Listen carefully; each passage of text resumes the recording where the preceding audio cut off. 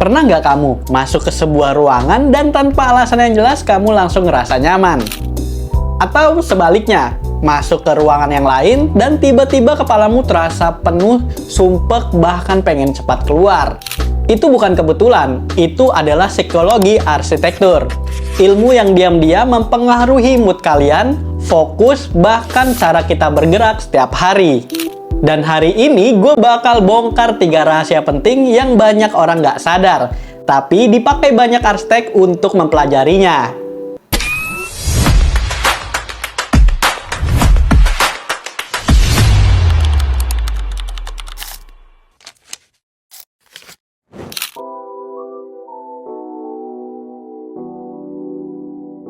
Selamat datang di Seni Dalam Menciptakan Ruang.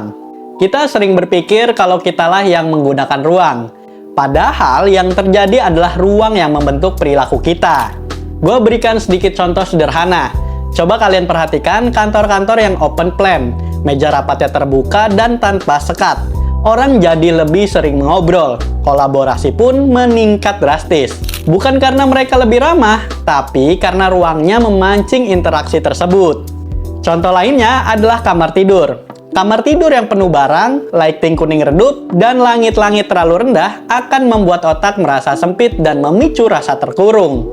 Psikologi arsitektur itu bekerja lewat persepsi, mulai dari cahaya, proporsi, skala, dan jalur gerak. Hal-hal kecil itu menentukan apakah kita produktif, santai, atau bahkan stres. Hal-hal yang tadi gue jelasin akan bawa kita ke prinsip yang kedua, yaitu yang sering banget bikin rumah jadi nggak nyaman tanpa kita sadari.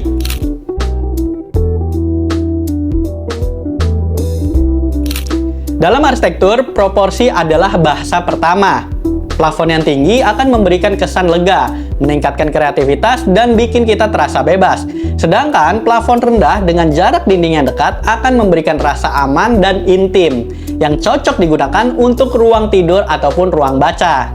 Sebagai contoh lainnya, kalau kalian ke kafe dengan ceiling yang tinggi, bikin kita betah berlama-lama di sana.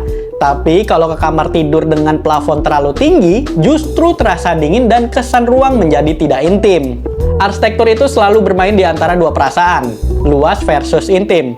Dan arsitek yang baik tahu kapan harus menghadirkan yang mana. Setelah proporsinya benar, barulah kita ngomong tentang hal yang paling mempengaruhi emosi.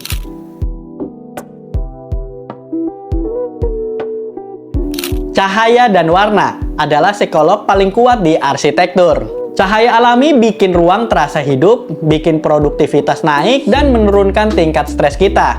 Sedangkan cahaya buatan yang salah adalah yang terlalu putih, terlalu kuning, atau terlalu redup. Hal itu bisa bikin kita tidak nyaman tanpa tahu alasannya. Selain cahaya, warna sangat mempengaruhi psikologi kita. Warna netral dengan sedikit aksen membuat otak menjadi rileks. Warna gelap bikin ruang terasa elegan, tapi harus diimbangi dengan cahaya yang cukup. Sedangkan warna terang akan bikin ruang terasa lebih ceria, tapi cepat memicu kelelahan jika berlebihan. Makanya kalau kalian merasakan banyak rumah yang kelihatannya bagus di foto, tapi pas ditempati terasa kosong atau mati, karena pencahayaan dan warnanya tidak mendukung psikologi ruangnya. Jadi, kalau kamu merasa ruang di rumahmu ada yang salah, tapi nggak tahu penyebabnya apa, mungkin jawabannya ada di 3 hal yang tadi gue jelasin di awal. Perilaku, proporsi, dan cahaya.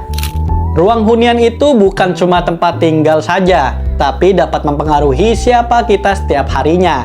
Sampai di sini aja video kali ini. Jangan lupa subscribe dan follow Instagram Rupa Karsa Arsitek, serta DM kami jika kalian membutuhkan konsultasi desain lebih lanjut. Gue Januar pamit undur diri, sampai jumpa di video selanjutnya.